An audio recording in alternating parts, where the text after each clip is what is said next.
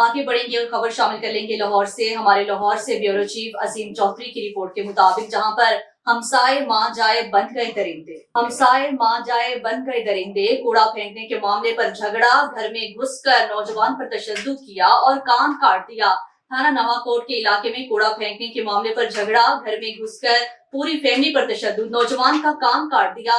तफसीलात के मुताबिक थाना नवाकोट के एरिया में कूड़ा फेंकने से मना करने पर मुलजिमान दो भाई मुजम्मिल और हबीब उर्फ फहद, मौजम उनकी वालिदा और नामालूम अफराद ने मुलजिमान ने घर में घुसकर तमाम फैमिली पर तशद्दुद किया।